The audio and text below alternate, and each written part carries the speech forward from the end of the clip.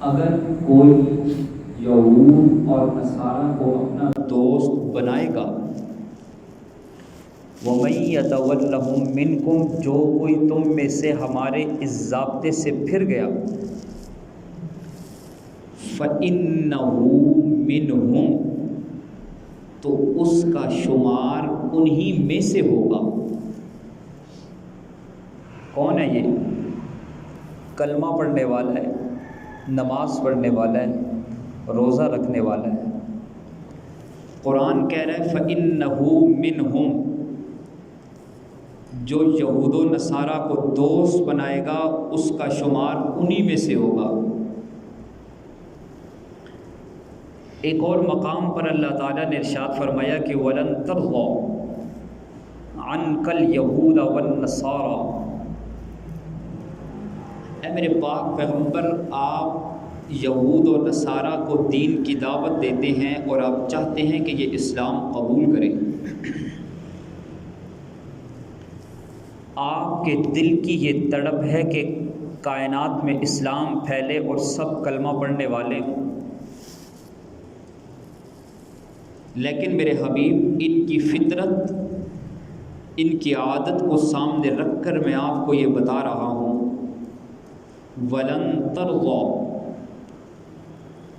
اور آپ سے راضی نہیں ہوں گے، عَنْکَ، اے میرے پاک پیغمبر، آپ سے، الیہود، یہود، والنصارہ، اور عیسائی، حتیٰ تتبع ملتہم، اس وقت تک یہ آپ سے راضی اور خوش نہیں ہوں گے جب تک آپ اپنے دین اور اپنی شریعت کو چھوڑ کر ان کی اتباع نہ کرتے ہیں۔ اور آپ نے ان کی اتباع کرنی نہیں تو یہ آپ سے راضی ہو نہیں سکتے۔ ان کی اور آپ کی عداوت اور دشمنی ہمیشہ سے ہے اور ہمیشہ رہے گی۔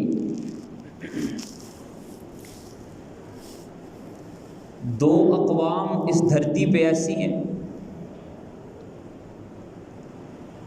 کہ جن کے انتخاب دشمنی کے حوالے سے خالق کائنات نے ان کی عداوت اور ان کی فطرت کو، عادت کو سامنے رکھ کر کیا۔ فرمایا کہ یہود اور نصارہ آپ کے دشمن ہیں، آپ کے دوست نہیں ہو سکتے۔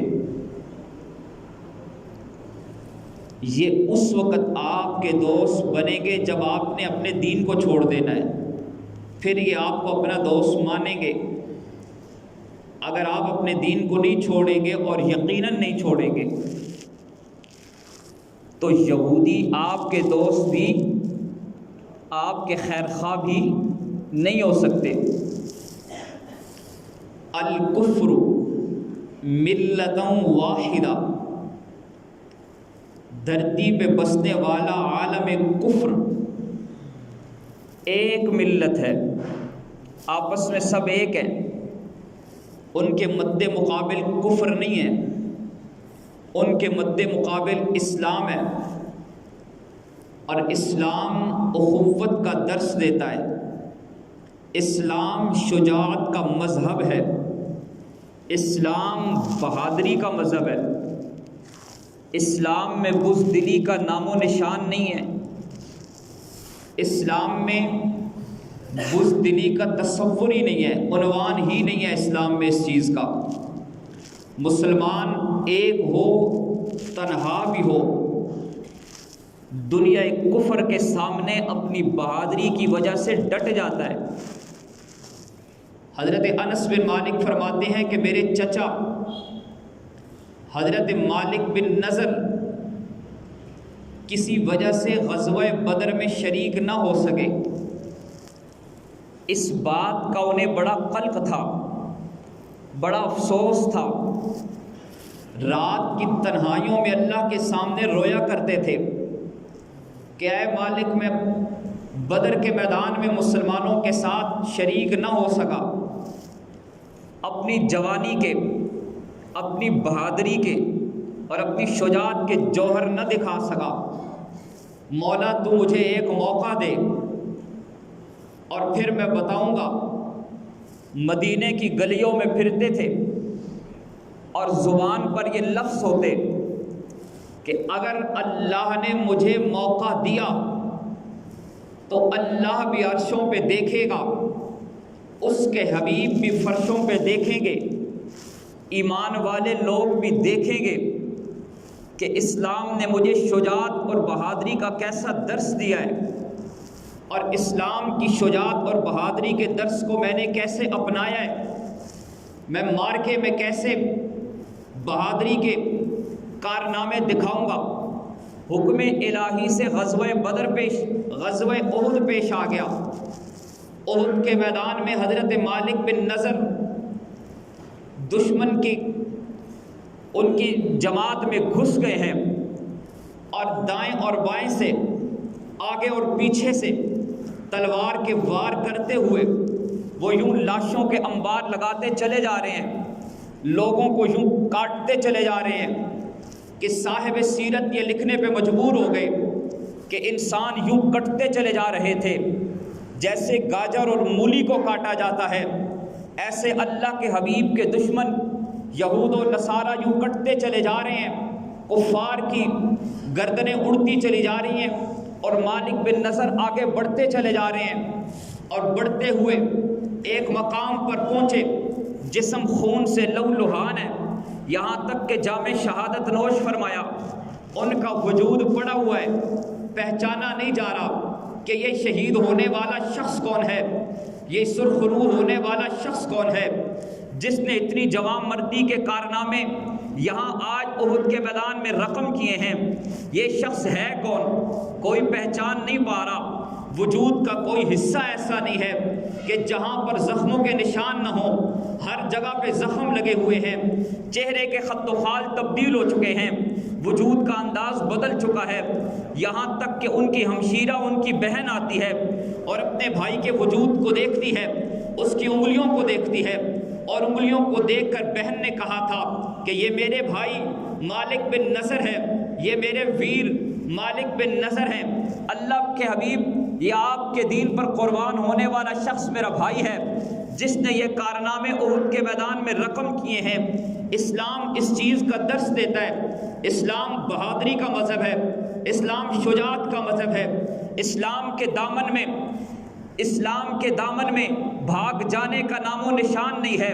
اسلام نے ہمیشہ دشمن کے مقابلے میں جم کر رہنا اور ڈٹ کر مقابلہ کرنا سکھایا ہے۔ آج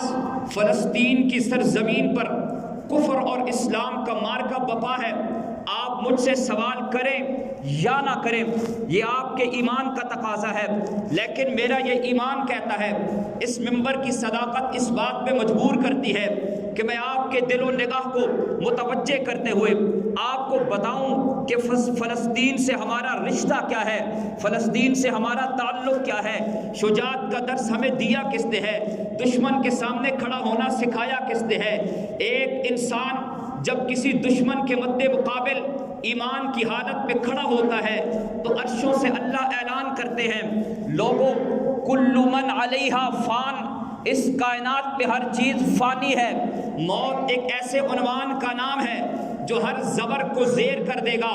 جو ہر چیز کو ختم کر کے رکھ دے گی، نام و نشان مٹا کے رکھ دے گی۔ موت ایک ایسی حقیقت ہے جو ہر چیز کو ختم کر دیتی ہے، لیکن میرے نام پہ میدان کارزار میں اترنے والا شخص عظمتوں کے اتنی معراج پا لیتا ہے کہ موت بھی اس کا کچھ نہیں بگاڑ سکتی۔ وہ موت کی آنکھوں میں آنکھیں ڈال کر جب جام شہادت نوش کرتا ہے تو اللہ عرشوں سے اعلان کرتے ہیں، وَلَا تَقُولُوا لِمَن يُقْتَلْ فِي سَبِيلِ اللَّهِ أَمْوَاتٌ، لوگوں دھیان رکھنا، کبھی بھی اس شخص کو مردہ مت کہنا، یہ نہ سمجھنا کہ یہ مر چکا ہے، یہ مرا نہیں ہے، بلکہ یہ وہ شخص ہے کہ جس نے موت کو مار کے رکھ دیا ہے، اس کے لیے موت کا لفظ استعمال نہیں کر سکتے۔ مولا پھر یہ کیا ہے؟ فرمایا بل احیاء، یہ زندہ ہے، ولیکن لا تشعرون، لیکن اس کی زندگی کا تمہیں شعور نہیں ہے، تم جانتے نہیں ہو، ہم نے اسے حیات جاوداں کیسی نصیب فرمائی ہے، تم تصور نہیں کر سکتے،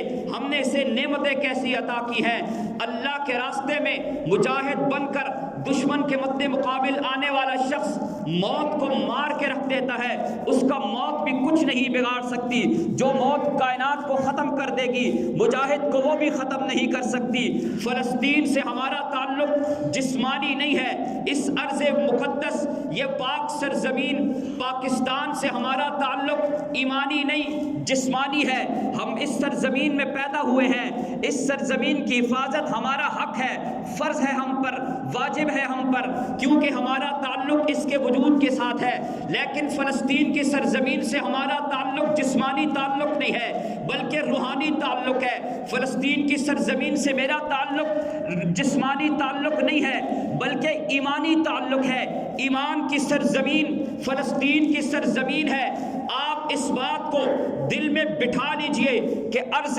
فلسطین وہ مقدس سرزمین ہے جس نے اپنے دامن میں انبیاء کو پال کر لوگوں کو انبیاء دیے ہیں۔ یہ وہ سرزمین ہے کہ جس کے دامن میں نبوت پلتی ہوئی نظر آتی ہے۔ یہ وہ سرزمین ہے کہ ابراہیم علیہ السلام ہجرت کرتے ہیں، کنعان سے چلتے ہیں، اللہ اعلان فرماتے ہیں ابراہیم کہیں اور نہیں جانا، فلسطین کی طرف رخ کیجئے، فلسطین کو اپنا مسکن بنائیے، فلسطین کی طرف جائیے۔ ابراہیم علیہ السلام فلسطین میں آتے ہیں۔ یہ ارض مقدس وہ سرزمین ہے کہ داؤد علیہ السلام یہاں آتے ہیں، اللہ انہیں خلیفۃ اللہ کہتے ہیں۔ داؤد علیہ السلام اپنا منبر پر بناتے ہیں، جس سرزمین پر بیٹھ کر داؤد علیہ السلام اللہ کے خلیفہ بنتے ہیں، جس سرزمین پر بیٹھ کر داؤد علیہ السلام نے حکمرانی کی ہے، اس سرزمین کو فلسطین کی سرزمین کہتے ہیں۔ وہ سرزمین کہ جس سرزمین پر بیٹھ کر اللہ کے نبی حضرت سلیمان علیہ السلام حکمرانی کرتے ہیں،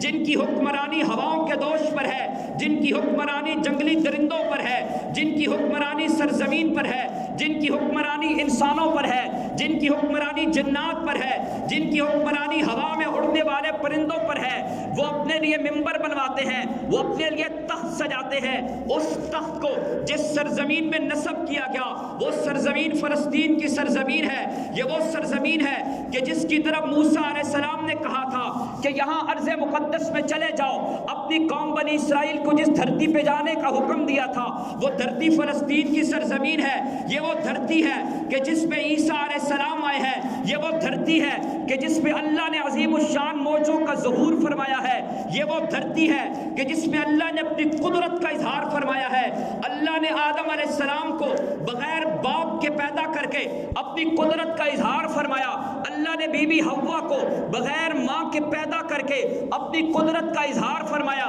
بتایا کہ بنانے والا میں ہوں، مٹانے والا میں ہوں، تخلیق کرنے والا میں ہوں، بغیر باپ کے پیدا کرنے والا ہوں، بغیر ماں کے پیدا کرنے والا ہوں۔ یقین نہ آئے آدم کو دیکھو بغیر باپ کے پیدا کیا ہے، یقین نہ آئے بی بی حوا کو دیکھو بغیر ماں کے پیدا کیا ہے۔ ایک رخ اللہ کی قدرت کا باقی تھا، اللہ نے آدم کو بغیر باپ کے پیدا کیا، اما حوا کو بغیر ماں کے پیدا کیا۔ ایک رخ باقی تھا کہ کائنات میں اللہ کسی کو بغیر ماں اور بغیر باپ کے پیدا کرے، جبکہ اصول اور قانون یہ ہے، ضابطہ یہ ہے، سنت اللہ یہ ہے کہ اولاد ماں اور باپ کے جوڑ سے پیدا ہوتی ہے، اس کے علاوہ اولاد کا وجود ممکن نہیں ہے۔ لیکن اللہ نے اپنی قدرت کا یہ رخ کائنات کو دکھانا تھا، اس رخ کو دکھانے کے لیے، اس معجزے کے ظہور کے لیے، قدرت کے اس رخ کو ظاہر کرنے کے لیے جس سرزمین کا انتخاب فرمایا وہ پاکستان کی سرزمین نہیں ہے،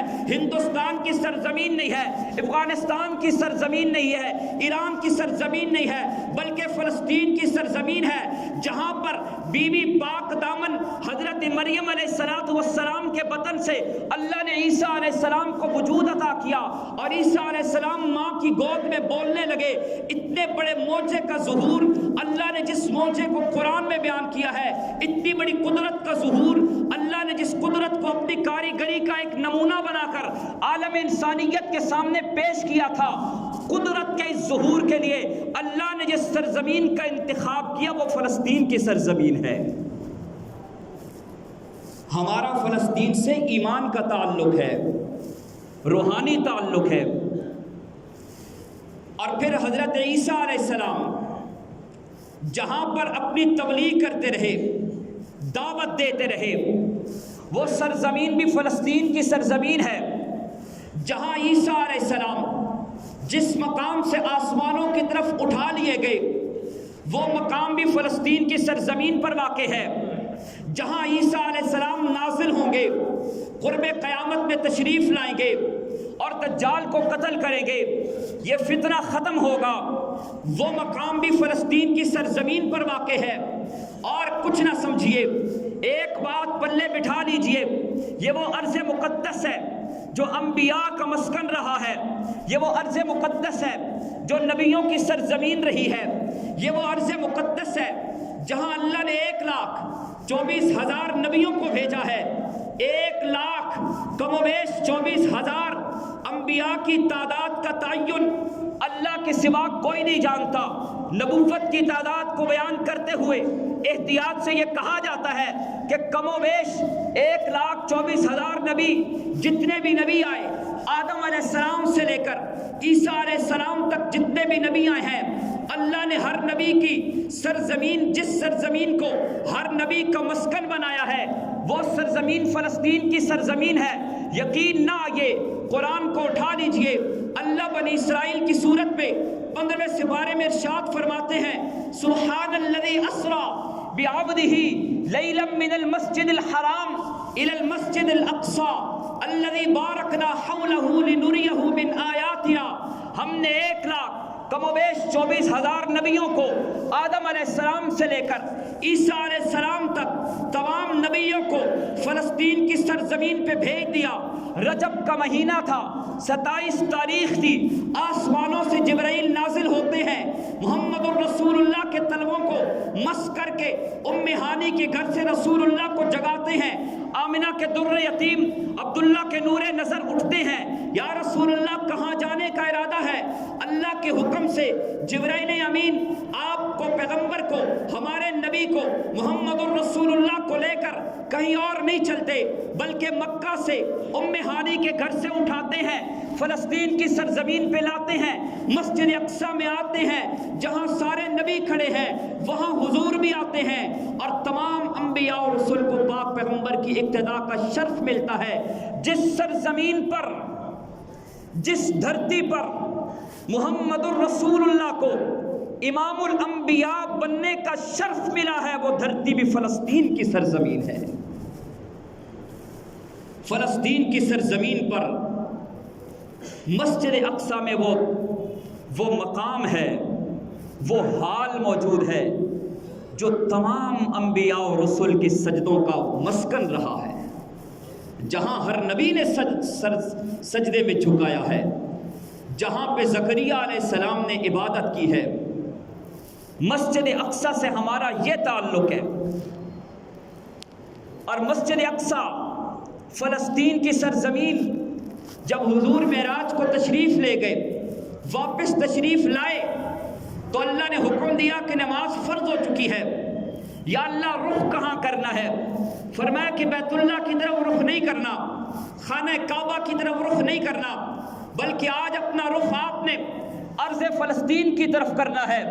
مسجد اقصی کی طرف کرنا ہے۔ ہم نے مسجد اقصی کو، ہم نے بیت المقدس کو مسلمانوں کا قبلہ اول بنا دیا گیا، اور پھر مسلمان یہاں رخ کر کے نماز پڑھا کرتے تھے۔ ایک عرصے تک بیت المقدس کی طرف رخ کر کے نماز پڑھی گئی، پھر وہ وقت آیا اللہ نے مسجد قبلتین میں 2 رکعت کے بعد حکم نازل کیا کہ اب آپ رخ کو بیت اللہ کی طرف پھیر لیجئے۔ بیت المقدس، مسجد اقصی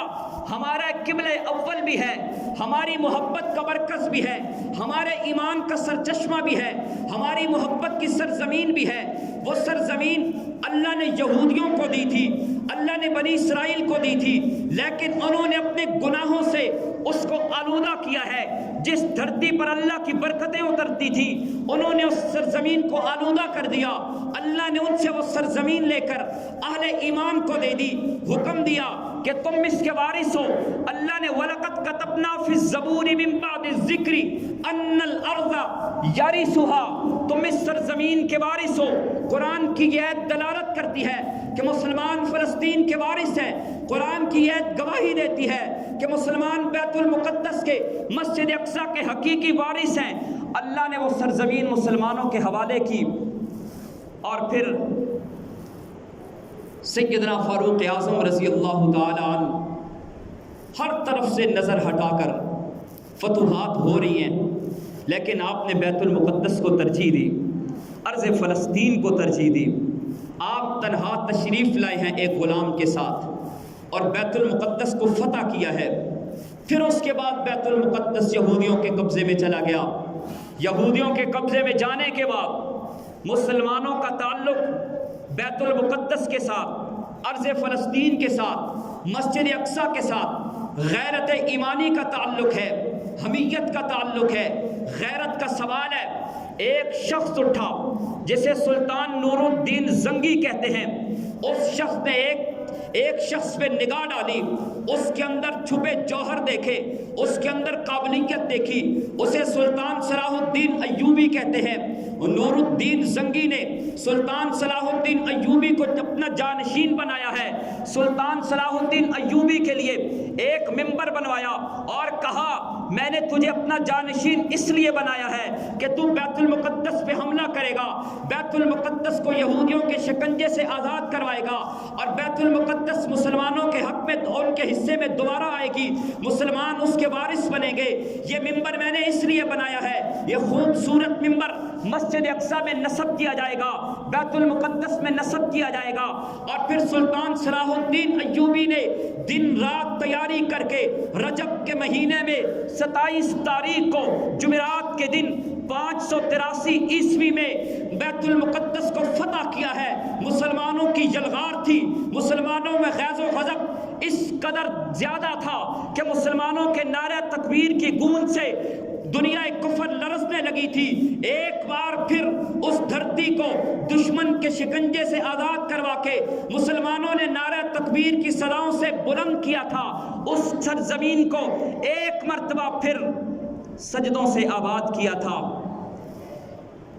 اس سرزمین سے ہمارا تعلق غیرت اور ایمان کا ہے۔ آج وہ پھر سرزمین یہودیوں کے شکنجے میں اور ان کے قبضوں میں جانے لگی ہے، وہ بار بار حملے کر رہے ہیں۔ ارض فلسطین میں ہمارے مسلمان بھائی، ہماری مسلمان بہنیں، ہماری مسلمان مائیں، ہماری مسلمان بیٹیاں رو رہی ہیں، بلک رہی ہیں، ان کی چیخ و پکار ہے، لیکن اہل اسلام کے دروازوں پہ دستک نہیں دیتی۔ ان کی چیخ و پکار ہے، لیکن میرے اور آپ کے دل کی دنیا نہیں بدلتی۔ میرے اور آپ میں جذبہ جہاد یہ معجزہ نہیں ہوتا، شوق شہادت ہمارے اندر غالب نہیں آتا۔ میرے اور آپ میں ان کی محبت کے لیے اور ان کی سرخروئی کے لیے اور ان کی فتح کے لیے، کامیابی کے لیے ہم دعاؤں میں ہاتھ نہیں اٹھاتے۔ ایک عورت دشمن کی قید میں ہے، قلعہ عموریہ میں ہے، اور اس پر جب ظلم و ستم ڈھایا گیا، روم نے جو کہ اس دور کا یورپ ہے، اس وقت کی سپر پاور ہے، روم کے حکمران نے اس عورت کی تذلیل کی تھی، اس عورت کو مارا تھا، اسے گالیاں دی تھی۔ جب زناٹے دار تھپڑ اس کے چہرے پہ مارا گیا تو اس کے زبان سے ایک لفظ نکلا، اس نے کہا اے میرے حکمران، اے معتصم باللہ، کہاں ہے تیری غیرت، کہاں ہے تیری حکمرانی، کہاں ہے تیرا ایمان؟ معتصم باللہ، اگرچہ تاریخ کے آئینے میں کوئی اتنا اچھا حکمران نہیں گزرا، لیکن وہ آواز گونجتی ہوئی، آواز چلتی ہوئی معتصم باللہ کے دربار میں پہنچی ہے۔ اس کے دربار میں ایک شخص نے کہا کہ قلعہ عموریہ میں ایک قیدی عورت نے تجھے مدد کے لیے پکارا ہے، تیری غیرت کو للکارا ہے، اور اس نے آواز دی ہے، اس نے دہائی دی ہے کہ معتصم باللہ تیری غیرت کہاں ہے؟ بس یہ آواز سننی تھی کہ معتصم باللہ کی سوئی ہوئی غیرت جاگی، اس کا سویا ہوا ایمان جاگا۔ ایک عورت کی پکار پر معتصم باللہ نے یہ سوال نہیں کیا تھا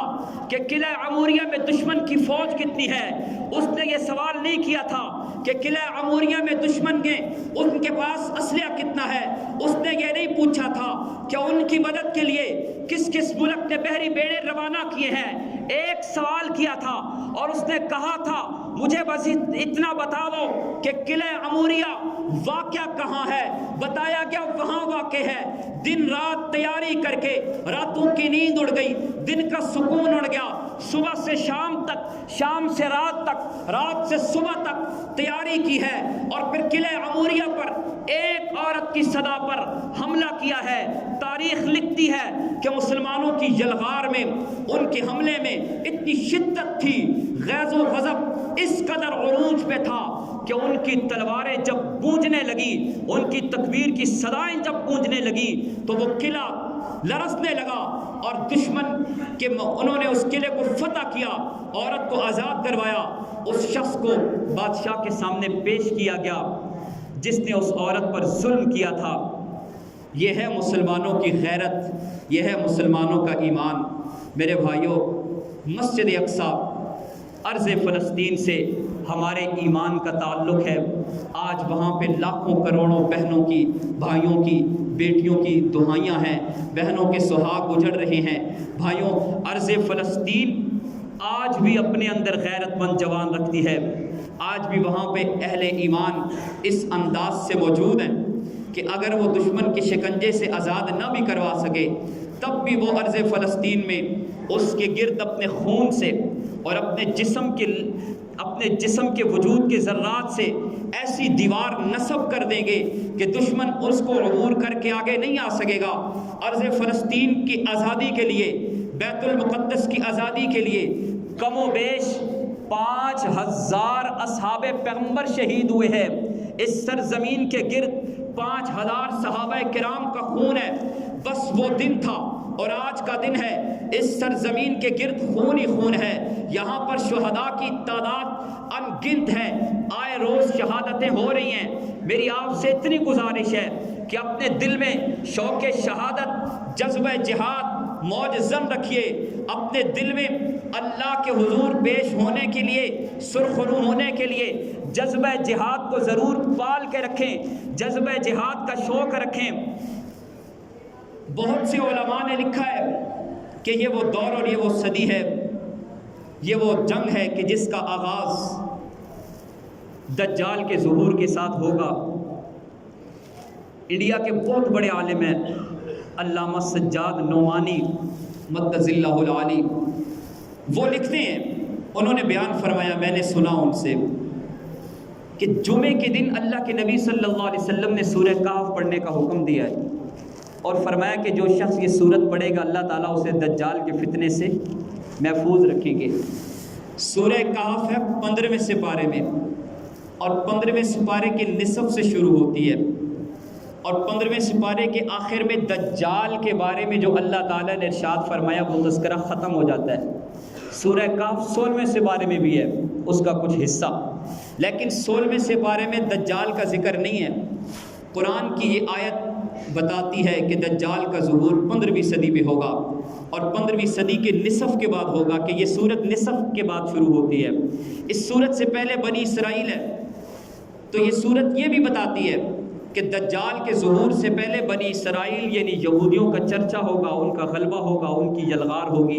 آج ان کی یلغار ہے، دجال کے ظہور کا وقت قریب ہے۔ علماء کی ایک جماعت ہر سال امام مہدی علیہ الرضوان ان کی تلاش میں بیت اللہ کا سفر کرتی ہے۔ مجھے خود کسی نے بتایا کہ پاکستان کے بہت بڑے عالم دین